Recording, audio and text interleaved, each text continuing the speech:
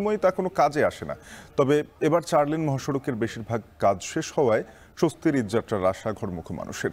এ নিয়ে আরও জানাতে গাজীপুরের চান্দনা চৌরাস্তা থেকে যুক্ত হচ্ছেন সহকর্মী ইফতেখার রায়হান এবং টাঙ্গাইলের কালীহাতির সল্লা থেকে যুক্ত হচ্ছেন সহকর্মী কাউসার আহমেদ। শুরুতেই যাব ইফতেখারের কাছে।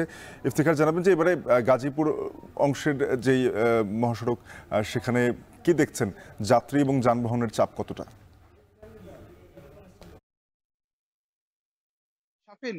সড়ক পথে ঈদযাত্রা শুরু হলো। এখন পর্যন্ত যাত্রীদের যে চাপ সেটি কিন্তু এখন পর্যন্ত দেখা যায়নি। আমরা সকাল থেকেই গাজীপুরের যে ঢাকা ময়মনসিংহ মহাসড়কের বেশ কয়েকটি এলাকা ঘুরে দেখেছি। কোথাও যে ঘরমুখো যে যাত্রীদের যে চাপ সেটি আমরা দেখতে পাইনি। পাশাপাশি যানজটের যে চিত্র, অর্থাৎ যে ঈদের সময় যে চিরচেনা যে যানজট সেটি কিন্তু এখন পর্যন্ত দেখা যায়নি। বলা যায় যে যারা এখন আগে ভাগে এই মহাসড়ক ব্যবহার করে তাদের নিজ নিজ গন্তব্যে যাচ্ছেন, তারা মূলত এখন স্বস্তিতেই বাড়ি ফিরছেন। এবং তবে এই ঘরমুখো মানুষের ঈদ যাত্রা নির্বিঘ্ন করতে ইতিমধ্যে আইন শৃঙ্খলা বাহিনীর পক্ষ থেকে বেশ কিছু উদ্যোগ নেওয়া হয়েছে। সড়কের বিভিন্ন গুরুত্বপূর্ণ স্থানে এবং মোড়ে মোড়ে আমরা দেখেছি ট্রাফিক পুলিশের যে সদস্যদের পাশাপাশি থানা পুলিশের সদস্যরাও কিন্তু সড়কে তাদের দায়িত্ব পালন করছেন।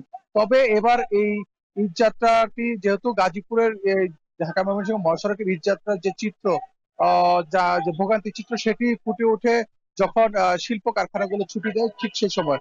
অর্থাৎ গাজীপুরের যে শিল্প এলাকার যে কলকারখানাগুলো রয়েছে সেগুলো ছুটি দিবে আগামী শুক্রবার থেকে। তখন থেকে এই মহাসড়কে ঈদযাত্রার যে পুরোপুরি চিত্র সেটি দেখা যাবে। এবং তখন কিন্তু এই মহাসড়কে যানজটের একটি কিন্তু সংখ্যা কিন্তু আইন শৃঙ্খলা বাহিনীর পক্ষ থেকে কিন্তু তারা করছেন। কারণ গাজীপুরের এখন পর্যন্ত আমরা দেখেছি যে ঢাকা ময়মনসিংহ মহাসড়কে যত্রতত্র যে যানবাহন গুলো দাঁড় করিয়ে মহাসড়কে যাত্রী ওঠানামা করা হচ্ছে। পাশাপাশি যে মহাসড়ক দাপিয়ে বেড়াচ্ছে 3 চাকার যে ইজি বাইক বা অটোরিকশা।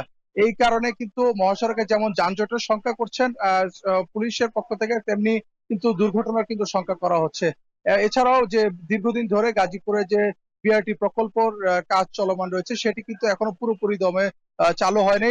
বিশেষ করে গাজীপুরের যে চান্দনা চৌরাস্তার ময়মনসিংহ থেকে ঢাকামুখী যে ফ্লাইওভারটি সেটি না চালু হওয়ার কারণে কিন্তু এই সড়কে আমরা দেখতে পাই যে প্রতিদিনই কিন্তু যানজটের সৃষ্টি হয়। তবে সেটি যখন ঈদের আগে যখন যানবাহনের চাপ যখন 2 থেকে 3 গুণ বেড়ে যাবে, সেক্ষেত্রে কিন্তু এই জায়গাটিতে যানজটের একটি জটলা তৈরি হতে হবে। এবং আমি এই মুহূর্তে যে জায়গাটিতে রয়েছি চান্দনা চৌরাস্তা, সেখানে কিন্তু যত্রতত্র কিন্তু যাত্রী উঠানামা করা হয়। এবং ঢাকা ময়মনসিংহ মহাসড়কের কোথাও বাস স্টপেজ অনেকগুলো থাকলেও কিন্তু কোথাও কিন্তু যাত্রীবাহী কাউন্টার নাই, যে কারণে সড়কের পাশে কিন্তু যাত্রী ওঠানামা করা হয়। তো এই কারণগুলোতে কিন্তু মূলত এই মহাসড়কে যানজটের একটি সংখ্যা কিন্তু করা হচ্ছে। তবে সেটি স্বাভাবিক সময়ে এই গাজীপুরে ঢাকা ময়মনসিংহ মহাসড়ক ব্যবহার করেন প্রায় 40 থেকে 50 হাজার যানবাহন চলাচল করে। তবে সেটি ঈদের সময় কিন্তু কয়েক গুণ বেড়ে যায়। তো তখন কিন্তু এই যানজটের সংখ্যা করা হচ্ছে। তো এখন পর্যন্ত স্বস্তিদায়ক ঈদযাত্রা হচ্ছে গাজীপুরে ঢাকা ময়মনসিংহ এবং ঢাকা টাঙ্গাইল মহাসড়কে। তো এই ছিল আমার কাছে গাজীপুর থেকে সবশেষ।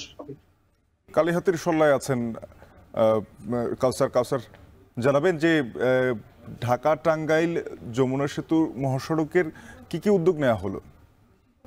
থেকে যমুনা সেতু পর্যন্ত যে সাসেক 2 প্রকল্পের আওতায় চলমান কাজ রয়েছে, সেই প্রকল্পের আওতায় 4 লেনের মধ্যে 2 লেন ছেড়ে দেওয়া হয়েছে এবং পুরাতন 2 লেন, টোটাল 4 লেনে উত্তরের মানুষ ঘরে ফিরতে পারবেন। আর এছাড়াও কিন্তু এই মহাসড়কের এলেঙ্গা থেকে যমুনা এবং যমুনা থেকে মির্জাপুরের গোড়াই পর্যন্ত বিকেল 3টা থেকে প্রায় 750 পুলিশ 3 শিফটে দায়িত্ব পালন করবে বলে জানিয়েছে পুলিশ সুপার। এছাড়াও এই মহাসড়কে কোনো যানবাহন বিকল বা দুর্ঘটনা ঘটলে তাৎক্ষণিক তা অপসারণ করাতে অন্তত 6টি রেকার প্রস্তুত করেছে জেলা পুলিশ। এছাড়াও মহাসড়কের গুরুত্বপূর্ণ পয়েন্টে ফায়ার সার্ভিস সহ জেলা প্রশাসনের কর্মকর্তারা দায়িত্ব পালন করবেন। আর এদিকে এই যমুনা সেতুতে স্বাভাবিক সময় 18 থেকে 20,000 যানবাহন পারাপার করলেও গত 24 ঘন্টায় রাত 12টা থেকে গত 24 ঘন্টায় প্রায় 24,000-এর অধিক যানবাহন পারাপার করেছে। আর এতে টোল আদায় হয়েছে 2,27 লাখ টাকার উপরে।